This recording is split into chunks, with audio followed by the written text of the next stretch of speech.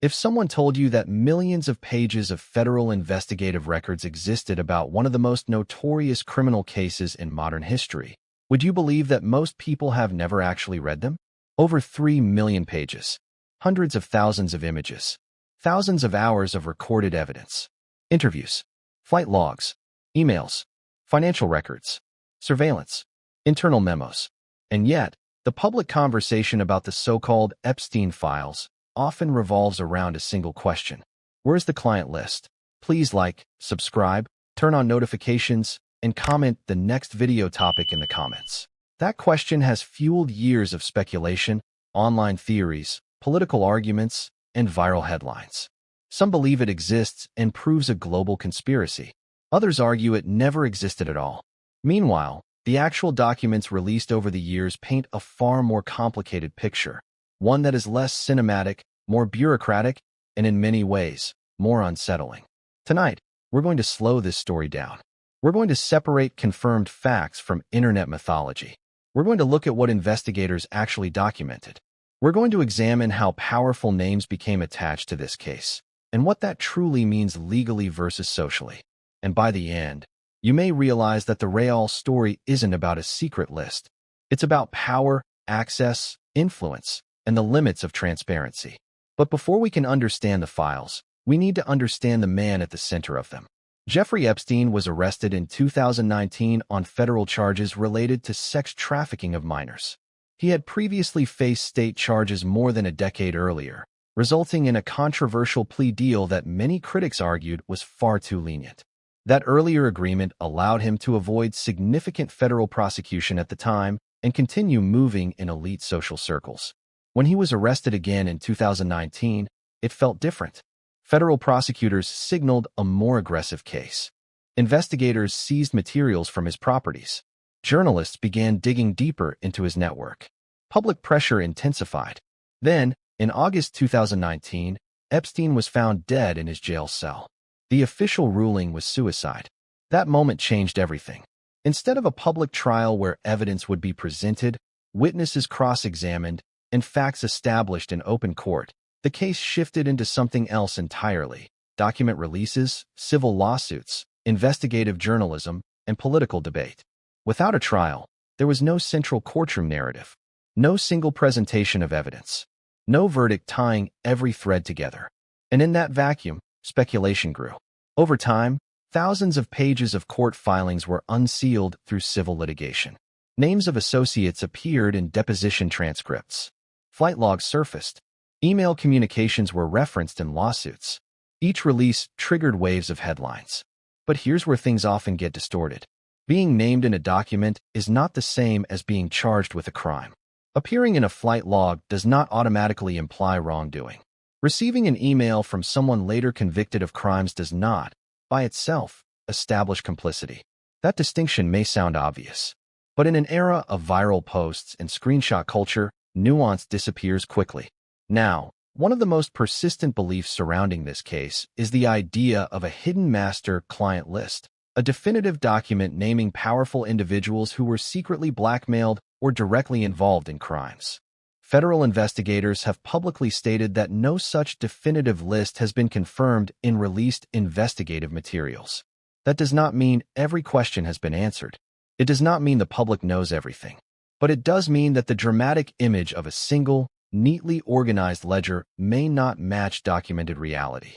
And that raises a more uncomfortable question. If there was no single list, then how did Epstein operate for so long within elite social and political circles? That's where the files become more interesting. They show patterns of networking. They show introductions between wealthy individuals. They show how social status can blur boundaries.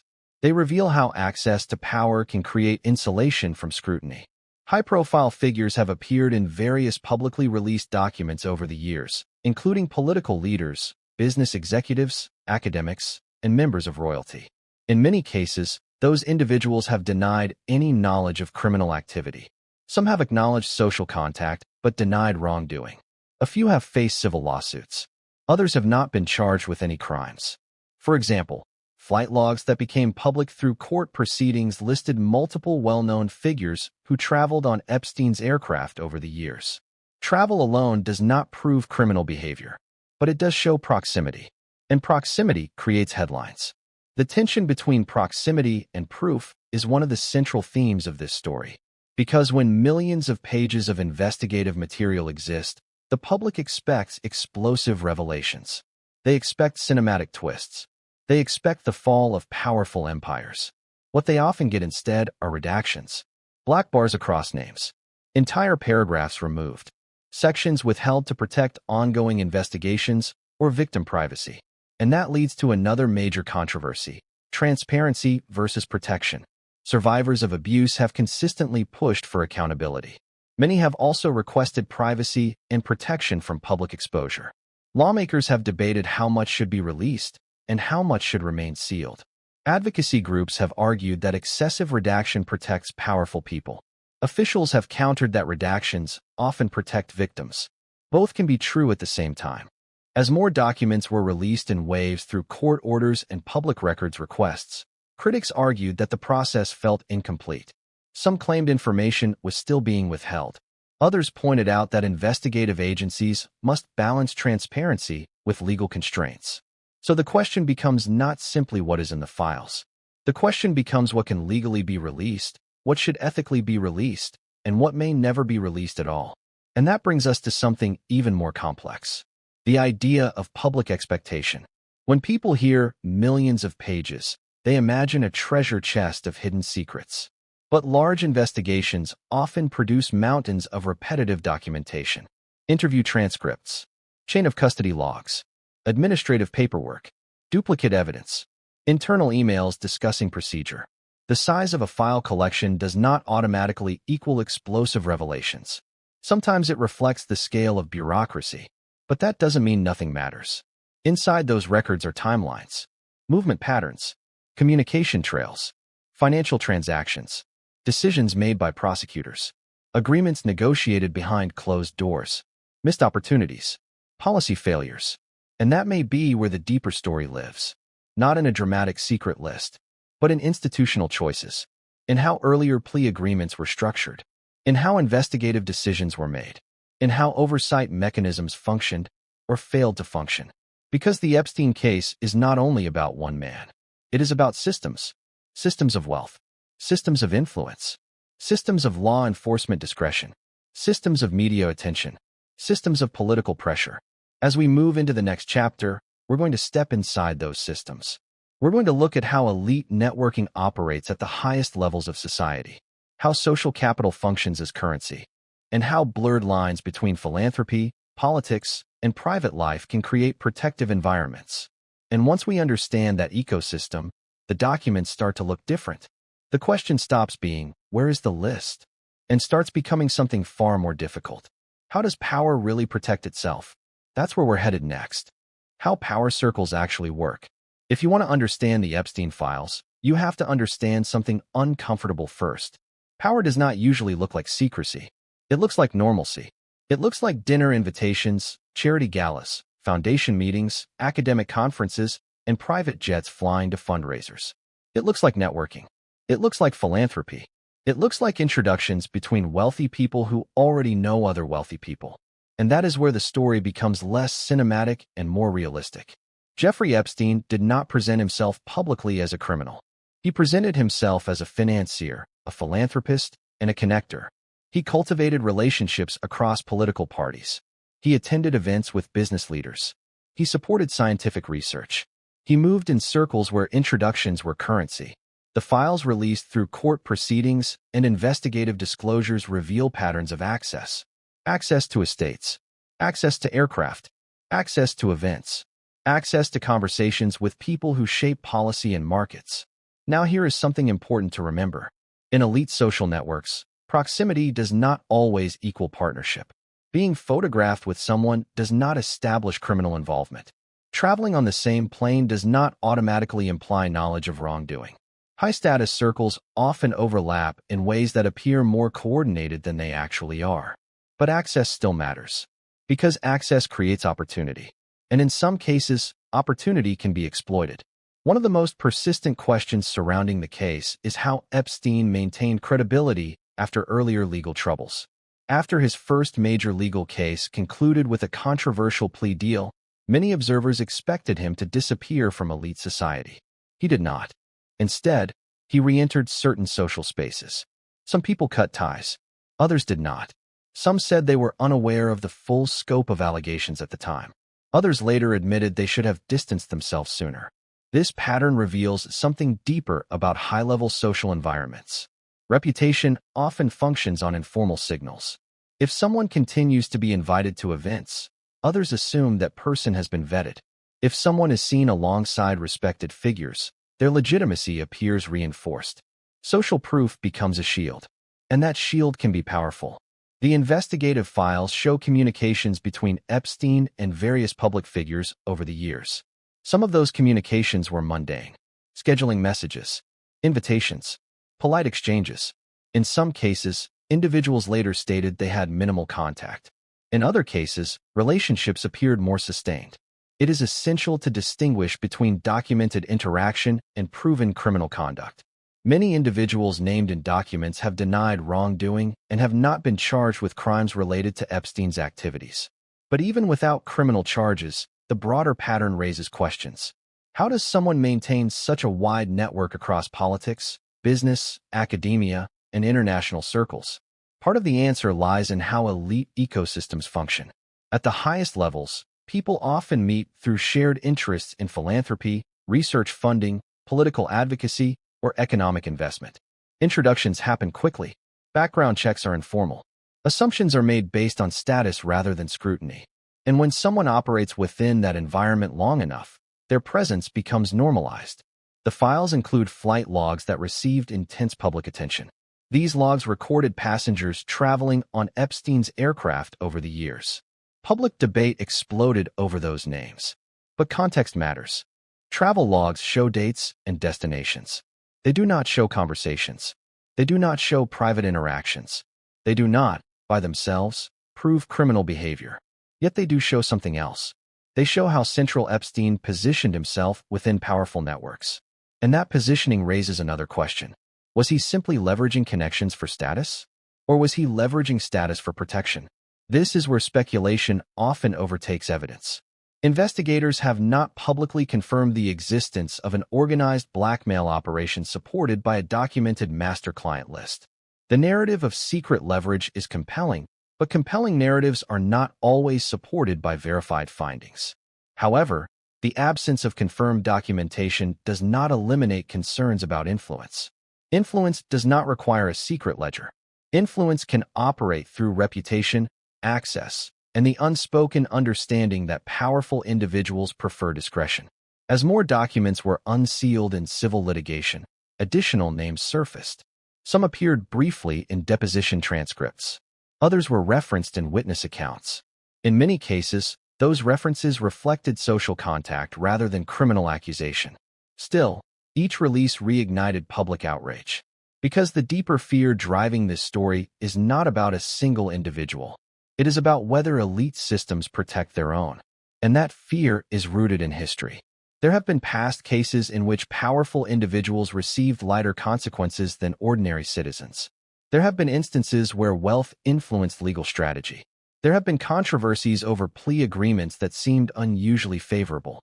The earlier plea deal in Epstein's history became a focal point for critics who argued that the justice system treated him differently because of his status and connections. That agreement limited federal prosecution at the time and shielded certain information from becoming public during the original proceedings. Years later, that decision came under intense scrutiny. Was it a legal compromise based on available evidence? Or was it an example of systemic imbalance? Different observers reached different conclusions. But the fact that the question exists tells us something important. Trust in institutions was already fragile before this case. The Epstein files became a lightning rod not only because of the crimes involved, but because they touched a nerve about fairness, accountability, and transparency. And that leads us to the next layer of the story. When Epstein was arrested in 2019, many believed the truth would finally emerge through a full public trial. That trial never happened. His death in federal custody shifted the trajectory of the case permanently. Without courtroom testimony, the public was left with documents instead of verdicts. And documents, especially millions of them, do not tell a clean story. They require interpretation. They require context. They require patience. In the next chapter, we're going to confront the most controversial turning point in this entire saga: the death in custody. What investigators concluded, why skepticism persists, how jail procedures were examined, and how that moment transformed a criminal case into a lasting national debate. Because once the trial disappeared, something else took its place: suspicion. And suspicion, once rooted, is very difficult to erase. That's where we're headed next. The death that changed everything. There are moments in history when a single event doesn't just end a story, it transforms it. August 2019 was one of those moments. Jeffrey Epstein had been arrested on federal charges related to sex trafficking of minors. The case was moving forward. Prosecutors were preparing arguments. Defense attorneys were preparing counterarguments. The country was watching, waiting for testimony that many believed would expose powerful networks. And then, in the early morning hours inside a federal detention facility, Epstein was found unresponsive in his cell. He was pronounced dead shortly after. The official ruling by the medical examiner was suicide by hanging. That conclusion should have closed a chapter. Instead, it opened a much larger one. Almost immediately, public skepticism exploded. How could someone under such intense supervision die in federal custody? Why were there reported lapses in monitoring? Why did cameras malfunction? Why were guards allegedly not following standard procedures? These questions did not emerge from nowhere. They came from a collision of factors. First, the case already involved enormous public interest and powerful names. Second, trust in institutions had been strained for years across political lines.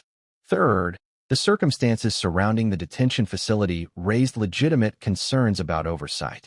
Federal investigations into the jail procedures followed. 2 correctional officers were later charged with falsifying records related to monitoring checks. Reports indicated that Epstein had been placed on suicide watch at one point and then removed. There were documented failures in following protocol. These procedural failures fueled suspicion. But procedural failure is not the same as proof of homicide. Multiple investigations reviewed the circumstances. The medical examiner reaffirmed the ruling of suicide. The Department of Justice's internal reviews focused heavily on institutional breakdowns inside the facility. And here is where things become complicated. When a high-profile defendant dies before trial, it creates a permanent void. No cross-examination. No presentation of evidence in open court. No public weighing of testimony. No jury verdict. In the absence of a trial, speculation fills the space. Some believe powerful individuals orchestrated the death to silence him. Others argued that the simplest explanation, suicide, was consistent with documented findings. Still others believed the truth would never be known. But consider the psychology of the moment. Epstein was facing serious federal charges. His earlier plea agreement had drawn intense criticism. The possibility of a lengthy prison sentence was real. The public attention was overwhelming. His reputation had collapsed. Those factors align with known risk conditions for suicide among incarcerated individuals facing severe consequences.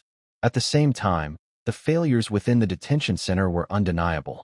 Understaffing, overworked personnel, inadequate supervision, equipment malfunction. These issues had been documented in other cases long before 2019. What made this case different was visibility. When an unknown inmate dies in custody, it rarely becomes a national debate. When one of the most notorious defendants in modern memory dies, every detail is scrutinized. And because trust was already fragile, the official conclusion did not satisfy everyone. The Department of Justice later reaffirmed that investigators found no credible evidence of homicide. They described the suicide determination as consistent with forensic analysis and scene review. Yet for many people, the unanswered feeling remained. Why were protocols not followed? Why were cameras not functioning properly? Why did such an important detainee appear to receive such flawed supervision? Those questions focus less on conspiracy and more on competence. And that may be the more disturbing possibility. Sometimes institutional failure does not require secret orchestration. Sometimes it requires exhaustion, underfunding, mismanagement, and complacency. But the public imagination often gravitates towards something more dramatic. Because a conspiracy feels intentional, negligence feels systemic, and systemic failure can be harder to accept. After Epstein's death, civil litigation intensified. Survivors continued to pursue legal action against associates and institutions. Investigative journalists pushed for more transparency. Courts began unsealing documents connected to related lawsuits. Without a criminal trial, the narrative shifted to document releases. And that shift changed the dynamic completely. Instead of hearing live testimony in a courtroom, the public received waves of PDFs, deposition transcripts, email chains, internal memos, flight manifests. Each release triggered a new round of headlines. But here's something important. A trial provides structure. It organizes evidence into a coherent argument presented by both sides. Document releases do not provide that structure. They provide fragments. Fragments require interpretation. And interpretation invites bias. If someone believes powerful elites are protected, they will read the files through that lens. If someone believes institutions ultimately function, they will interpret the same material differently. The files became a mirror reflecting public distrust. And the death in custody amplified that distrust. Because once a defendant dies before trial, accountability feels incomplete. No matter what documents are released afterward, there will always be a sense that something critical never happened. The confrontation in open court. And that absence is what turned the Epstein case from a criminal prosecution into a cultural phenomenon. Now, we need to talk about another layer that complicates this story. Victims. In the rush to debate conspiracy theories, political names, and institutional failures, it is easy to forget that this case began with survivors of abuse. Young women who reported exploitation. Civil lawsuits that detailed manipulation and coercion. Testimony describing recruitment networks. For many survivors, the death in custody felt like a second loss. The chance to see a public trial disappeared. The possibility of direct courtroom accountability vanished. Civil settlements later provided some measure of financial restitution. But money is not the same as public reckoning. And that tension remains central to this case. Was justice fully served? Or was justice only partially achieved? As the years passed, more records were unsealed. Lawmakers debated transparency. Advocacy groups pushed for full disclosure. Critics argued that redactions shielded the powerful. Officials argued that redactions protected victims. And somewhere in that tension, the public continued searching for something definitive, something undeniable. Which brings us to the most persistent belief of all, the so-called client list. In the next chapter, we're going to examine that idea directly. Where did it originate? What have investigators actually said? Why does the narrative persist? And what does the absence of a confirmed master list tell us about how we process scandals involving power? Because sometimes, what people expect to find says more than what is actually there. And the gap between expectation and evidence is where this story becomes even more revealing. That's where we're headed next. If you type the words Epstein client list into any search engine, you'll see something remarkable. Millions of results. Videos claiming it exists. Posts insisting it's hidden. Threads arguing it proves everything. Headlines asking when it will finally be released. For many people, the entire Epstein story has been reduced to that one phrase. The list. A single document. A ledger. A black book containing the names of powerful individuals who were secretly involved in crimes and protected by influence. It's a powerful image. It's also far more complicated than most people realize. To understand where this idea came from, we have to separate three different things that are often blended together in public discussion. First, there were contact books and address books that contained names and phone numbers of acquaintances, business contacts, and social connections. Those were documented. Portions became public through court proceedings years ago. Second, there were flight logs from private aircraft that recorded passenger names and travel routes over time. Those logs were introduced during legal proceedings and widely circulated. Third, there were investigative materials collected by federal authorities during searches of Epstein's properties. None of those categories, based on public statements from investigators, has produced a verified master-client list that functions as a catalog of criminal participants. And that distinction matters. A contact book is not a criminal ledger. A flight log is not proof of wrongdoing. An email exchange is not a confession. But once the term client list entered public vocabulary, it took on a life of its own. The word client suggests a transactional relationship. It implies payment. It implies service. It implies deliberate involvement. And that is why the idea has such emotional force. If a secret list existed naming powerful people tied to criminal activity, it would represent a clear, simple narrative. A document that could answer everything at once. But investigations rarely produce stories that clean. Federal officials have publicly stated that they did not find evidence of a definitive list used to blackmail prominent individuals. That does not mean every question has been resolved. It does not mean the public has seen every document. But it does mean that the cinematic version of a single master list has not been confirmed by released investigative findings. So why does the belief persist? Because uncertainty leaves space for imagination. When millions of pages exist, but only portions are public, the mind fills in gaps. When redactions cover sections of text, curiosity intensifies. When powerful names appear in documents without clear context, suspicion grows. The more complex the record, the simpler people want the explanation to be. And the idea of a hidden list is simple. But let's slow this down. Large federal investigations generate massive amounts of material. Interview transcripts, surveillance logs, financial records, search warrants, chain of custody forms, internal communications between agents, administrative documentation, duplicate evidence copies. The sheer size of a file collection does not automatically mean there is a single explosive document inside. It often means the investigation was broad and detailed. Now consider something else. If a definitive list existed that directly implicated prominent individuals in criminal conduct, it would likely have triggered additional prosecutions. Federal prosecutors operate under legal standards that require admissible evidence. If clear evidence tied individuals to criminal acts, charges would require careful evaluation. The absence of widespread criminal indictments related directly to a confirmed master list suggests one of two possibilities. Either such a list does not exist in the way people imagine, or the evidence required for prosecution has not met legal thresholds. That ambiguity frustrates many observers.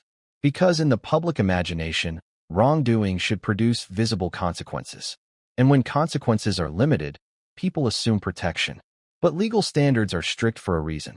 Allegations alone do not justify criminal charges. Names appearing in association do not automatically equal proof of participation. This is where emotional energy collides with legal reality. It is also where misinformation thrives. Online posts often present unverified screenshots or edited excerpts claiming to show secret documents. Some circulate fabricated lists. Others reinterpret publicly available documents in ways that stretch beyond what they actually show. The speed of digital media accelerates belief. Once an image spreads, corrections rarely catch up. And in a case involving wealth and politics, skepticism is already primed. But there is another angle to consider. Even without a master criminal list, the files reveal something about social ecosystems. They show how proximity to power works. They show how introductions flow through elite networks. They show how a single individual positioned himself at the center of conversations across industries. That positioning alone raises uncomfortable questions. How did he maintain credibility after earlier allegations? Why did some individuals continue contact while others distanced themselves? Were warning signs ignored? Or were they minimized within certain circles? These are not questions answered by a single document. They are questions answered by patterns. Patterns in travel, patterns in communication, patterns in institutional response. And patterns are harder to digest than lists. Because patterns require interpretation. A list gives you names. A pattern forces you to examine systems, which leads to a deeper possibility. Maybe the reason the client list narrative persists is not because it exists.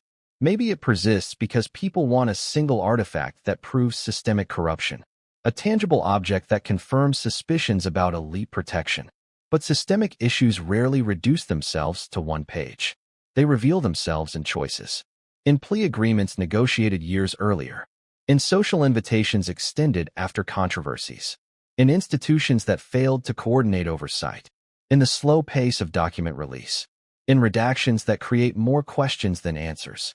The desire for a list may reflect a desire for clarity, for closure, for a moment where everything becomes undeniable. But the Epstein files, as publicly understood, do not offer that kind of clarity. They offer fragments, and fragments are harder to weaponize into certainty. In the next chapter, we're we're going to turn toward the names that drew the most attention. Political leaders, business figures, members of royalty. What does it actually mean when someone appears in a flight log? What does it mean when emails show communication? Where does documented association end and criminal implication begin? Because the line between those two ideas is thinner in public debate than it is in law. And understanding that line is essential. That's where we're going next. By now, you can probably feel the tension building beneath this story. It isn't just about documents. It isn't just about redactions. It isn't even just about one individual.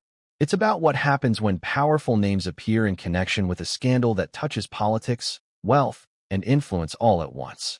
Because once those names enter the public conversation, the focus shifts. The narrative becomes less about systems and more about individuals. And that's where things become even more complicated. When court documents were unsealed over the years, they included references to well-known public figures. Some appeared in flight logs. Others were mentioned in deposition transcripts. Some were part of email exchanges.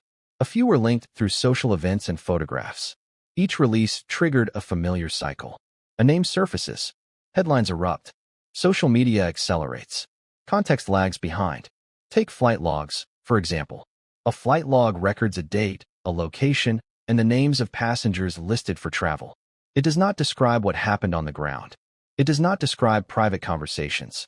It does not establish criminal conduct on its own.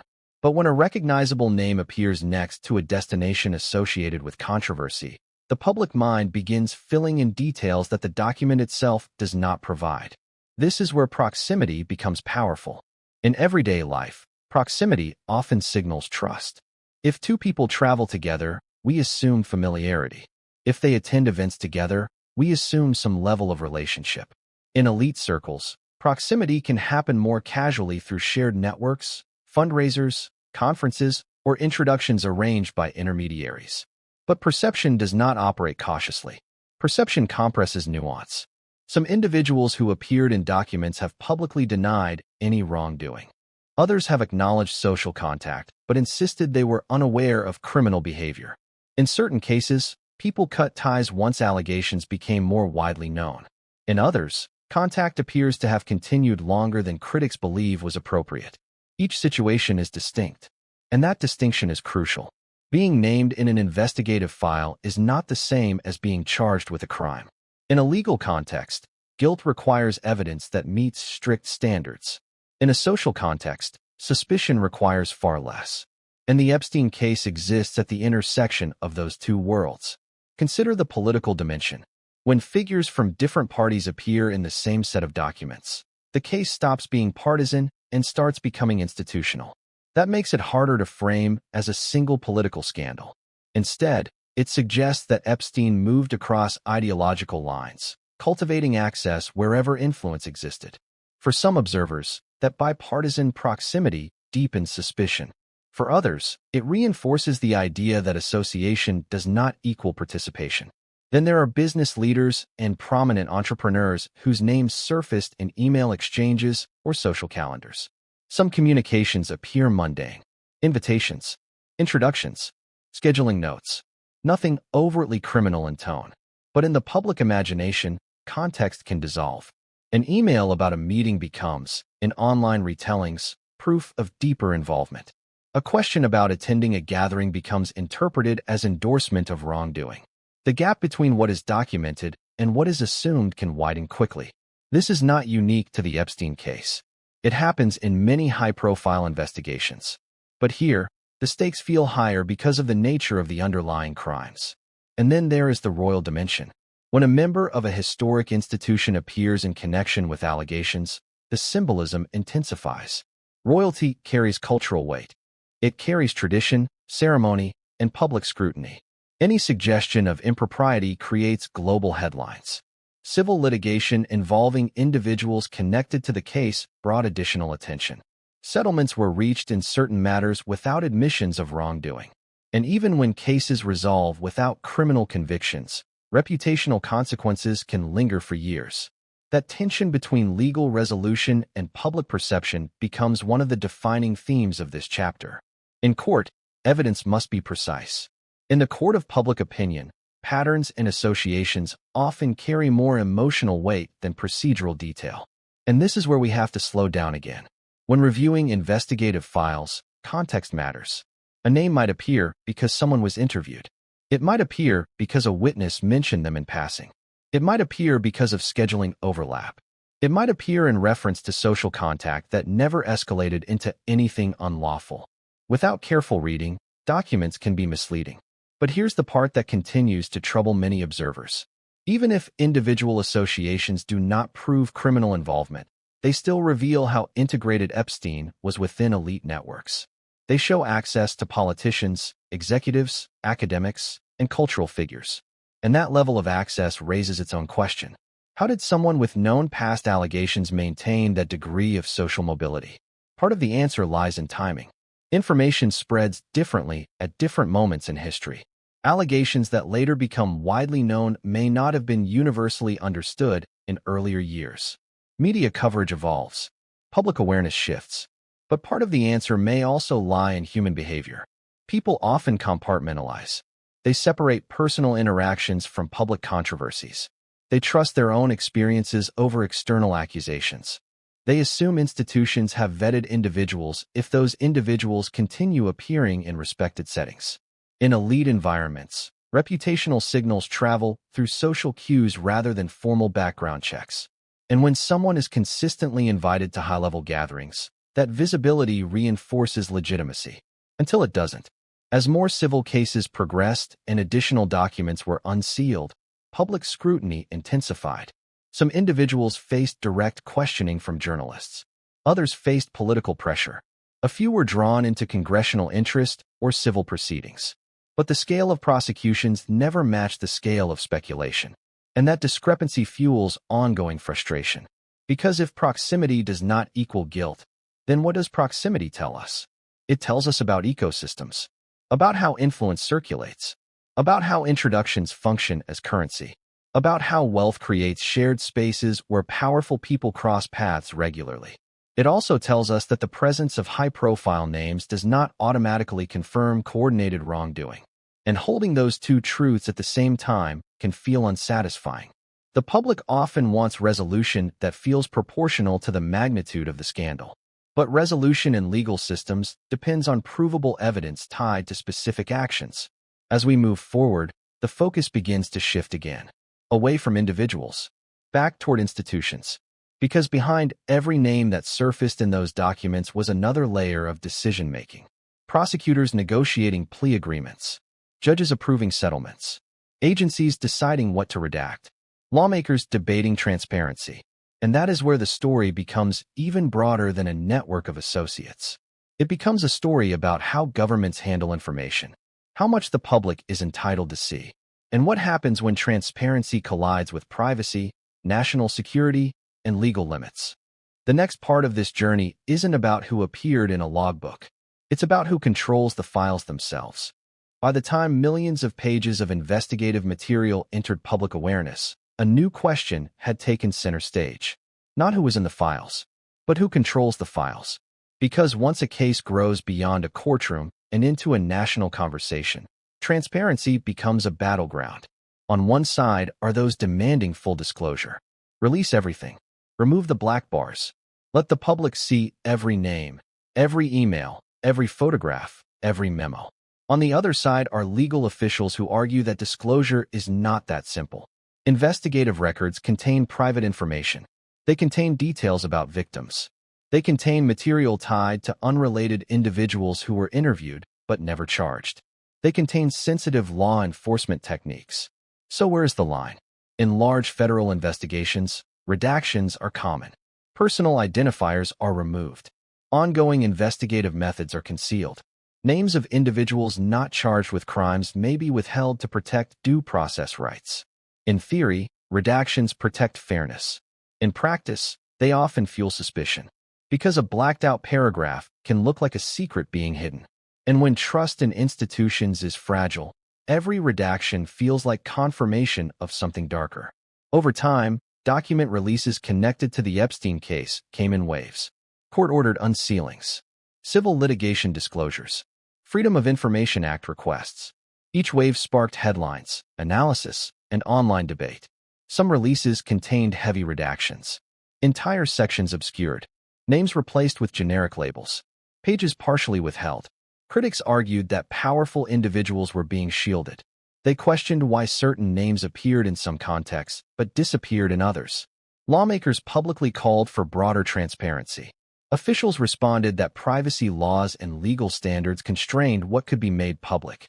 And here's where the situation becomes especially delicate. Many of the documents include references to survivors of abuse. Protecting their identities is not optional. It is essential. In at least one instance in related proceedings, concerns were raised that insufficient redaction risked exposing sensitive information. That led to renewed scrutiny over how carefully documents were being handled. Transparency advocates face a paradox. They want accountability. They want sunlight.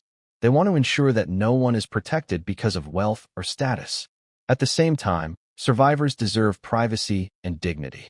Releasing every detail without restraint could re-traumatize victims or expose personal information unnecessarily.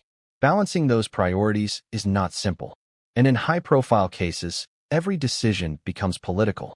Some lawmakers pushed for comprehensive review of investigative materials.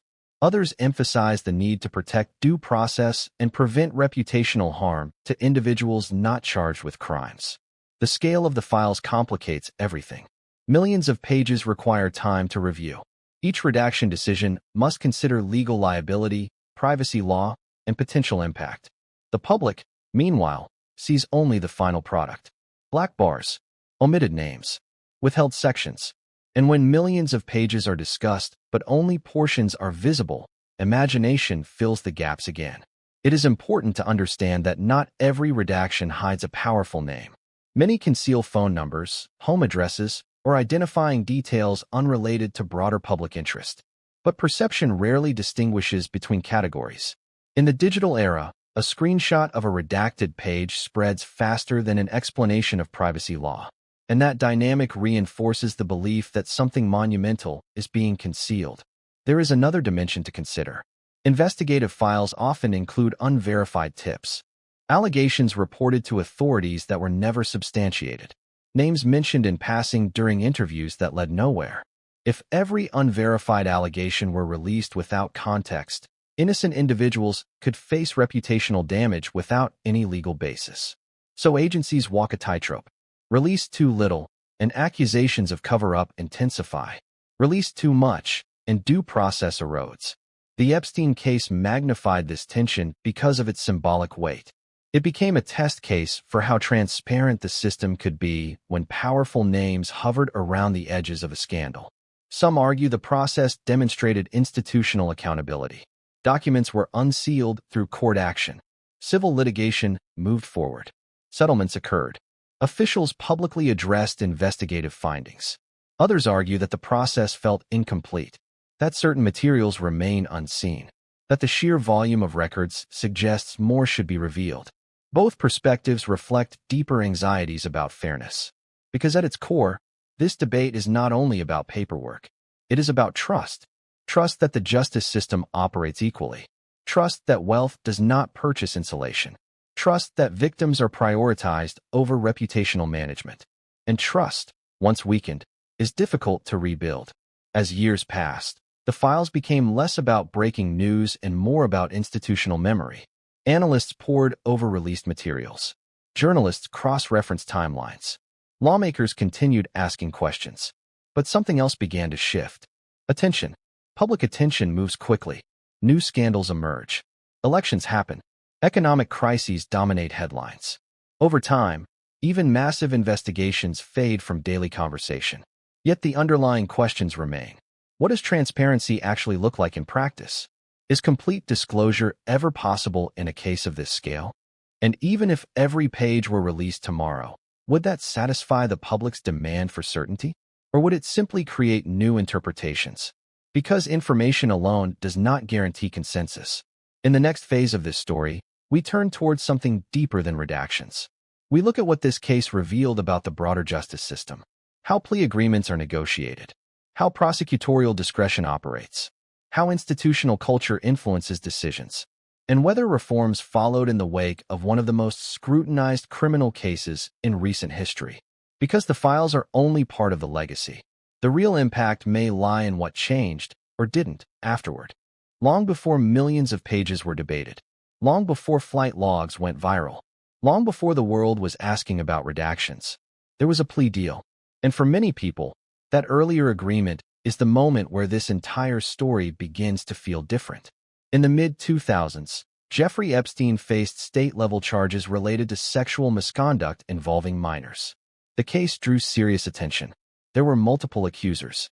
There was documented evidence. There were investigators pushing forward.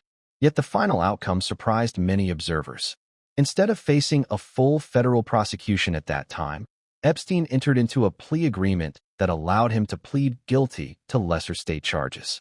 He served time, but under conditions that critics later described as unusually lenient. The agreement also included provisions that limited potential federal charges connected to the same conduct. Years later, when the details of that deal became more widely understood, outrage intensified. Why had federal prosecutors agreed to step back? Why were victims reportedly not fully informed of the agreement at the time? Why did the deal include language that shielded potential co-conspirators from federal prosecution? These questions fueled a sense that the system had bent. To understand that moment, we have to understand how plea agreements work. Plea deals are not rare exceptions. They are the backbone of the criminal justice system. The vast majority of criminal cases in the United States are resolved through negotiated agreements rather than full trials. Prosecutors weigh evidence. Defense attorneys negotiate. Judges approve terms. Sometimes those deals reflect limited evidence. Sometimes they reflect strategic compromise. Sometimes they reflect resource constraints. But in high-profile cases involving wealth and influence, plea deals carry a different emotional weight. Because when a defendant appears to receive favorable terms, the public instinctively asks whether status played a role. In Epstein's earlier case, critics argued that his legal team's resources and connections influenced the outcome. Supporters of the agreement at the time maintained that prosecutors made the best decision based on available evidence and legal strategy. Years later, when Epstein was arrested again on federal charges in 2019, that earlier plea deal became a flashpoint. Had the system failed once already? Was this a second chance at accountability? The renewed federal prosecution in 2019 suggested that authorities believed they now had grounds for more serious charges. The arrest signaled a shift. It suggested that the previous chapter was not the end. Then came the death in custody, and with it, a second rupture. The combination of an earlier controversial plea agreement and a later death before trial created a narrative of incompletion. Two major moments where full courtroom accountability never fully materialized. And that is where systemic questions become unavoidable. How much discretion should prosecutors have in negotiating deals? How should victims be notified and involved in the process? What safeguards exist to ensure that wealth and status do not distort outcomes? In response to public backlash over the earlier plea agreement, internal reviews were conducted.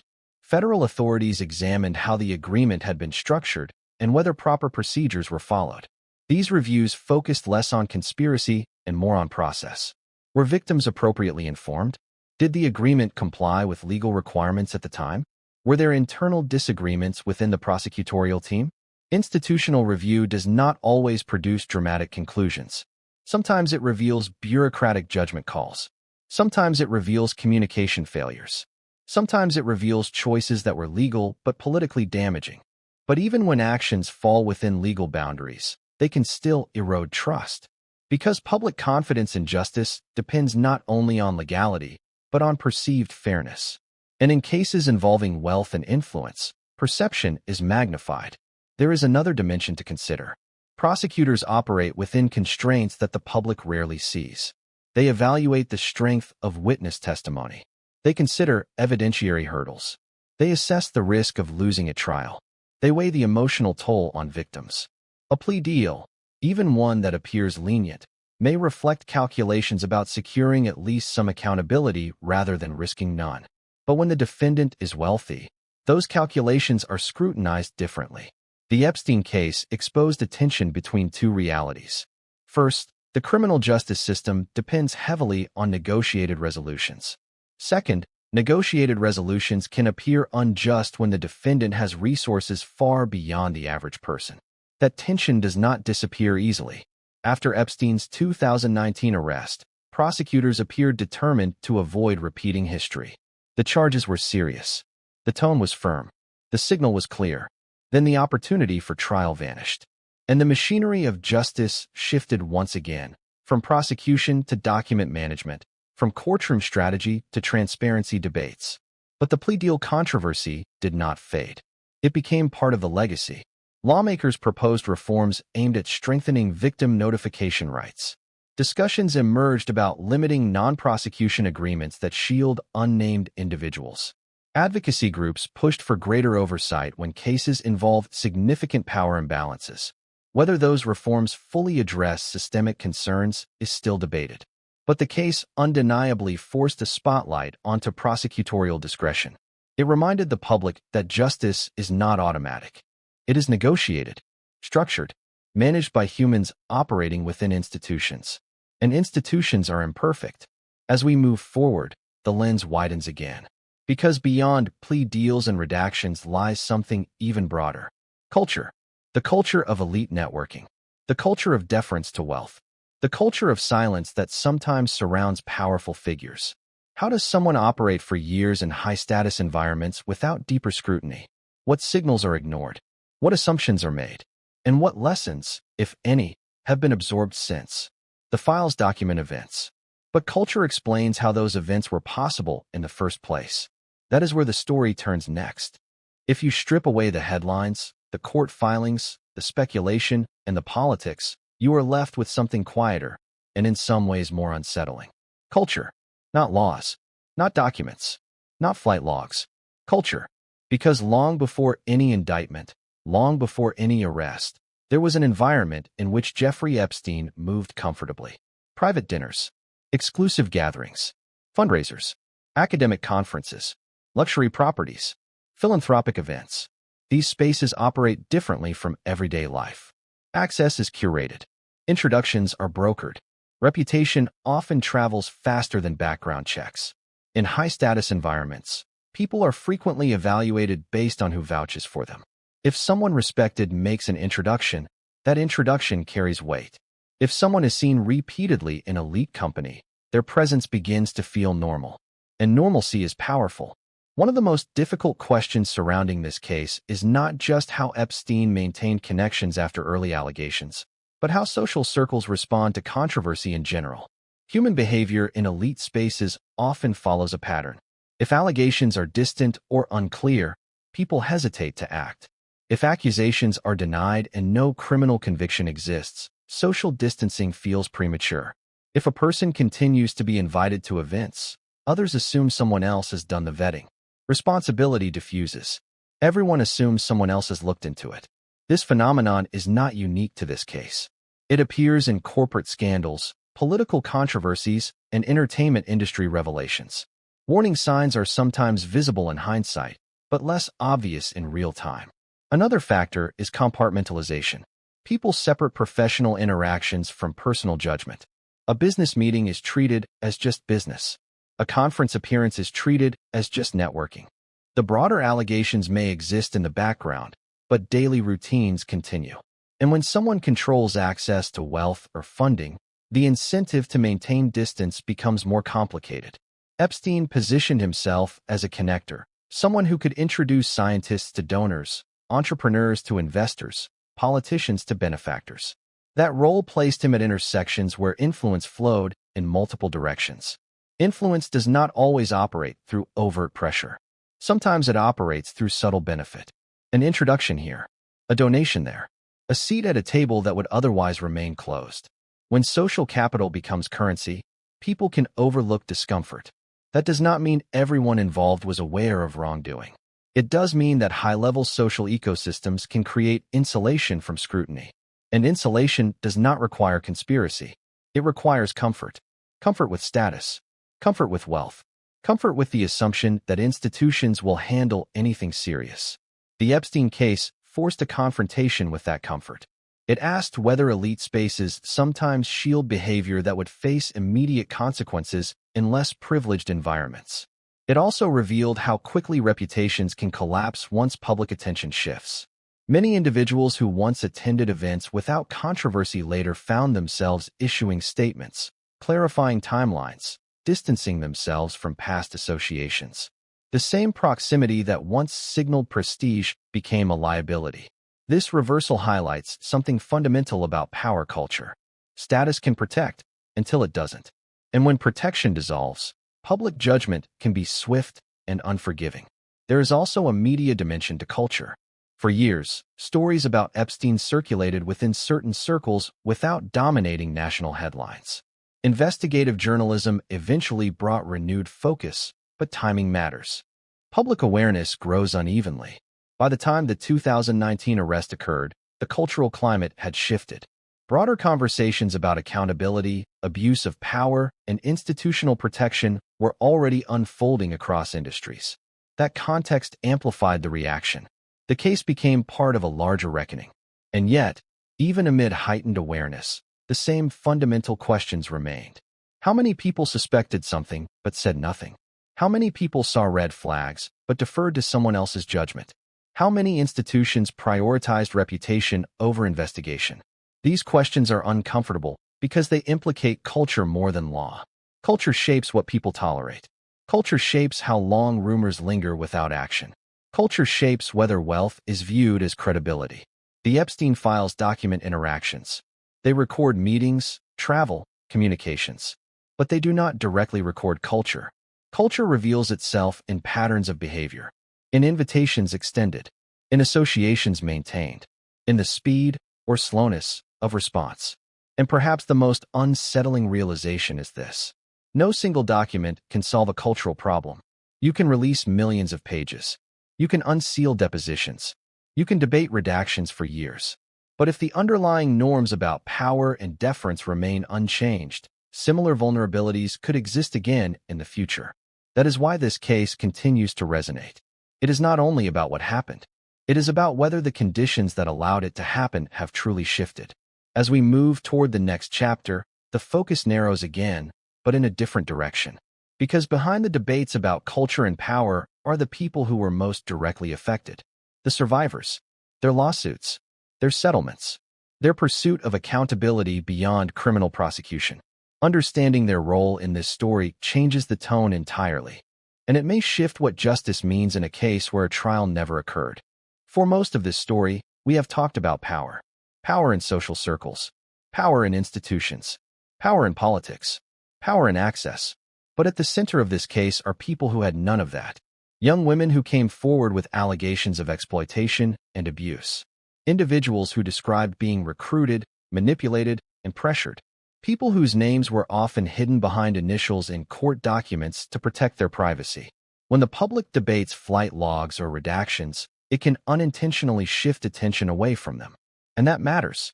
Because for survivors, the story was never about a client list. It was about accountability. When Epstein was arrested in 2019, many survivors believed they would finally see a public trial. A courtroom, testimony, cross-examination, a verdict. That trial never happened. His death in custody removed the possibility of criminal proceedings against him. For survivors, that meant no day in court facing the central defendant. But the legal process did not end there. Civil lawsuits continued. Civil cases operate differently from criminal prosecutions. The burden of proof is lower. The goal is not imprisonment, but financial accountability and public record. Through civil litigation, depositions were taken. Documents were unsealed. Settlements were reached. Institutions were scrutinized. Some survivors reached financial settlements with Epstein's estate. Others pursued legal action against associates or institutions they believed enabled or ignored misconduct. Settlements often include no admission of wrongdoing. That is standard in civil cases. But for survivors, compensation can represent recognition, even if it does not feel like complete justice. And that word, justice, becomes more complex in this context.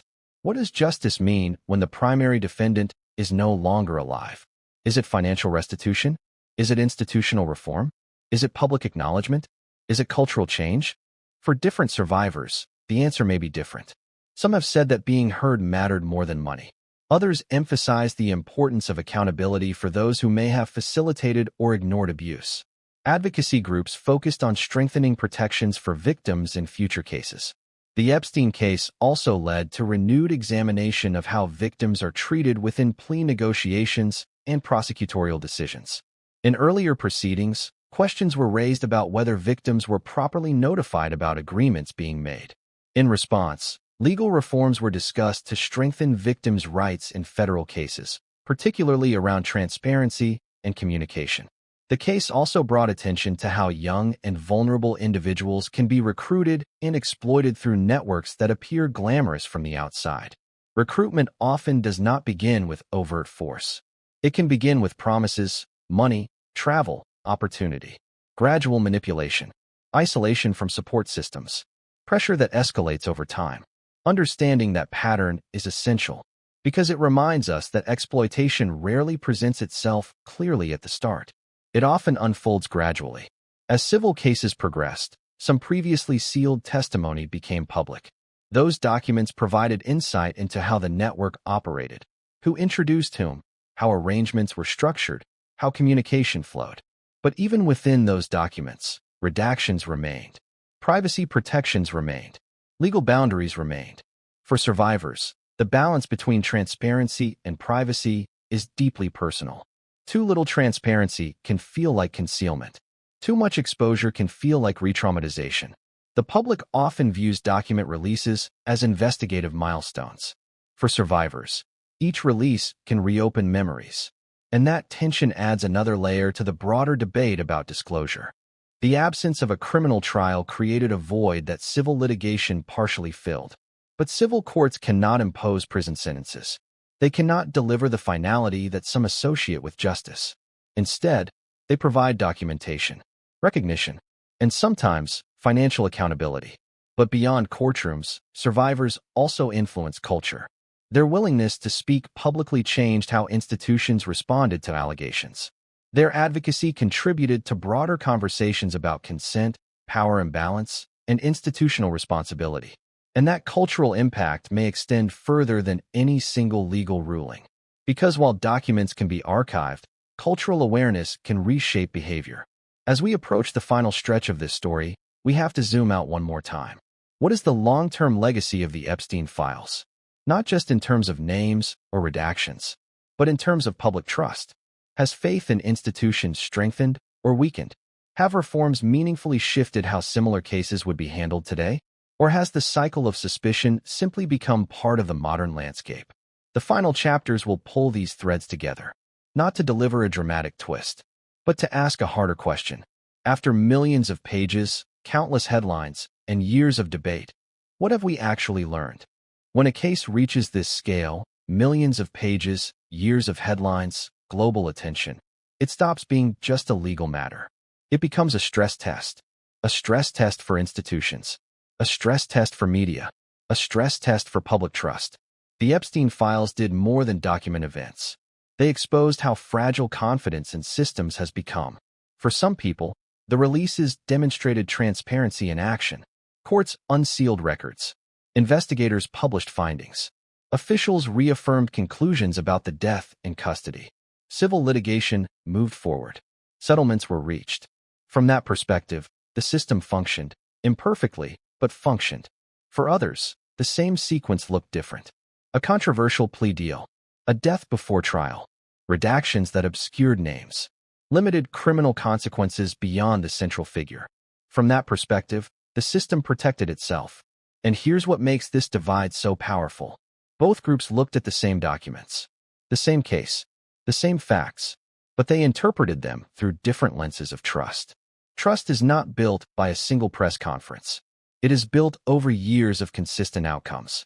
And when trust weakens, even ordinary bureaucratic decisions begin to look suspicious.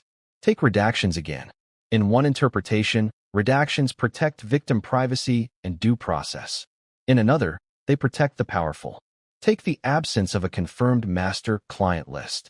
In one interpretation, investigators followed evidence and reported accurately that no such definitive list was found.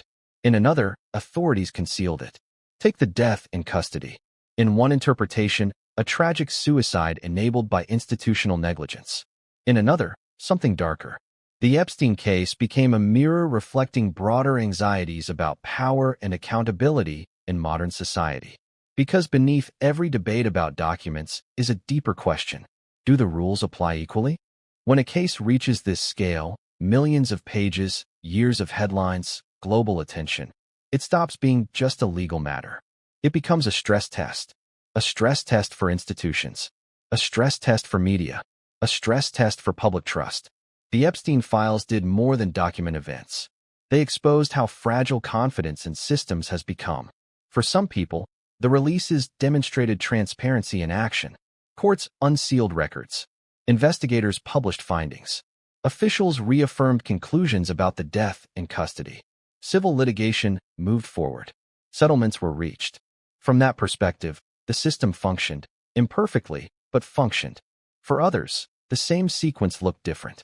A controversial plea deal. A death before trial. Redactions that obscured names. Limited criminal consequences beyond the central figure. From that perspective, the system protected itself. And here's what makes this divide so powerful. Both groups looked at the same documents. The same case. The same facts. But they interpreted them through different lenses of trust. Trust is not built by a single press conference. It is built over years of consistent outcomes. And when trust weakens, even ordinary bureaucratic decisions begin to look suspicious. Take redactions again. In one interpretation, redactions protect victim privacy and due process. In another, they protect the powerful. Take the absence of a confirmed master-client list. In one interpretation, investigators followed evidence and reported accurately that no such definitive list was found. In another, authorities concealed it. Take the death in custody. In one interpretation, a tragic suicide enabled by institutional negligence. In another, something darker. The Epstein case became a mirror reflecting broader anxieties about power and accountability in modern society. Because beneath every debate about documents is a deeper question. Do the rules apply equally? That question extends far beyond this case. It touches financial scandals, political investigations, corporate misconduct, and regulatory enforcement. When high-profile figures appear connected to wrongdoing, even peripherally, the public instinctively watches for consequences. And when consequences feel uneven, skepticism grows. But there is another dimension here. The digital era has transformed how investigations unfold in public view. In earlier decades, a case like this might have played out primarily through court proceedings and traditional media coverage. Today, millions of people analyze documents in real time. Screenshots circulate instantly. Amateur investigators comb through PDFs. Influencers interpret legal language for large audiences. Information moves faster than official explanations. And that speed creates new challenges. Once a theory gains traction online, disproving it rarely eliminates it. Doubt lingers. Suspicion becomes embedded. Even when official findings are clear, segments of the public may reject them outright. The Epstein files entered this environment. Every document release was not just a legal event. It was a social media event. Interpretations multiplied within hours. Context struggled to keep up. In some ways, this democratization of analysis increases transparency. More eyes examine the record. More voices participate in discussion. In other ways, it fragments reality. Different communities form around different conclusions. And when consensus fractures, institutional trust becomes harder to restore. But here is something worth considering. Massive document releases do not automatically create clarity. Sometimes they create noise. Millions of pages mean millions of potential interpretations. Without a structured courtroom narrative, the public builds its own. And once narratives form, they are difficult to dislodge. So where does that leave us? The Epstein case revealed vulnerabilities in detention oversight. It sparked renewed debate about plea agreements. It highlighted the complexity of balancing transparency with privacy. It forced cultural reflection on elite networks and deference to wealth. But it also exposed something deeper. A hunger for certainty. People wanted a single explosive revelation that would settle everything. A document so clear it could not be debated. That moment never came. Instead, there were fragments. Records. Patterns. Procedural reviews. Civil settlements. Institutional responses. For some, that feels insufficient. For others, it reflects the messy reality of legal systems. As we move toward the final chapter, the question shifts again. Not what was in the files, not who appeared in the logs, not how many pages were released, but what this story ultimately tells us about accountability in a world where power, privacy, and public curiosity collide. Because the legacy of the Epstein files may not be a list of names. It may be the conversation they forced about trust, transparency, and the limits of justice itself. And that is where we end. This is where everything comes together. After more than 3.5 million pages, after 180,000 images, after thousands of videos, after years of speculation, lawsuits, hearings, leaks, theories, and public pressure, the question is simple. Did the release of the Epstein files actually change anything? On paper, the answer seems clear. The Department of Justice says the review is complete. The final tranche was released on January 30th, 2026. The official memo from July 2025 stated there was no verified client list.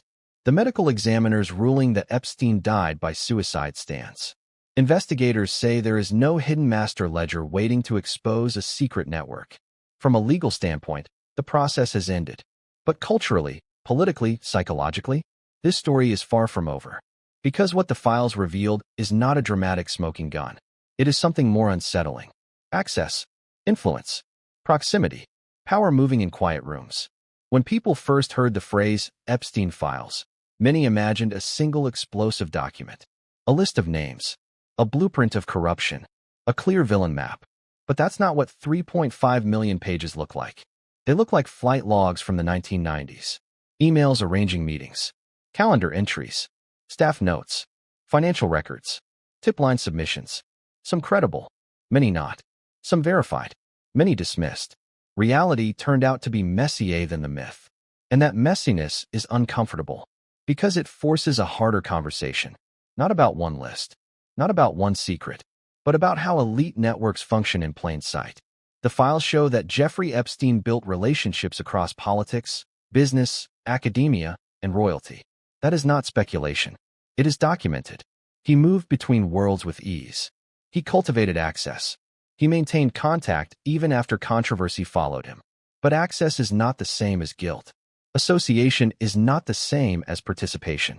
And that distinction is where public trust begins to fracture. Some viewers will hear that and feel frustrated. They will say, 3.5 million pages and no accountability? Others will say, if there was something bigger, it would have been proven by now. Both reactions can exist at the same time. That tension is the real legacy of these files. The Transparency Act was passed with overwhelming support. Lawmakers said sunlight would restore confidence. Release everything unclassified. Let the public see. Let people decide for themselves. And now the public has seen. What they found was complexity, heavy redactions to protect victims, then criticism that redactions protected powerful figures. Lawmakers claiming more pages remain withheld. The DOJ saying the review is complete. An accidental unredacted release that briefly exposed sensitive information and had to be pulled down again. Transparency is not a single moment. It is a process, and processes rarely feel dramatic. They feel bureaucratic, slow, incomplete, unsatisfying. And that may be the hardest truth of all. The idea of a hidden master conspiracy is emotionally powerful. It offers clarity. It offers a clear enemy. It offers a single explosive reveal that explains everything. But the file suggests something more ordinary and more troubling. Powerful people often know other powerful people. Wealth opens doors. Social status creates insulation. And systems sometimes fail victims long before the public ever notices. The Epstein case exposed failures in oversight, failures in accountability, failures in how influence can shape outcomes. Those failures do not require a secret list to exist. They require complacency. They require silence. They require institutions that move slowly when the accused are wealthy and well-connected. So what changed? Public awareness changed. The scale of documentation changed. Future cases will likely face far greater scrutiny because of what happened here. Lawmakers now know that records can and will be demanded at this level. Agencies know that redactions will be examined line by line. Media coverage of elite misconduct is no longer a niche topic. It is front and center. And survivors' voices have carried further than they once did. What did not change? There was no cinematic reveal tying every rumor together. There was no confirmed master-client document. There was no official reversal of the suicide ruling. For some, that feels like closure. For others, it feels like something is still unresolved. And maybe that discomfort is the final chapter of this story. Because the Epstein files were never just about one man. They were about trust. Trust in institutions. Trust in investigations. Trust that powerful individuals are held to the same standards as everyone else. When trust erodes, people look for hidden answers. When transparency arrives, but does not deliver a dramatic revelation, skepticism can deepen instead of fade. That is the paradox. The largest document release in modern DOJ history was meant to settle questions. Instead, it may have permanently changed how the public views power itself. So here's the real takeaway. If 3.5 million pages cannot restore confidence on their own, then transparency alone is not enough. Accountability must be visible. Oversight must be consistent. And institutions must prove that influence does not outweigh justice. The files are closed. The investigation is officially complete. But the broader question remains open. In a world where power, wealth, and access intersect, how do we ensure that transparency leads to accountability and not just information? That is the question this story leaves behind. And that question is bigger than Jeffrey Epstein. It is about the system, and whether we believe it works the same for everyone. Don't forget to subscribe on your way out. See you next video.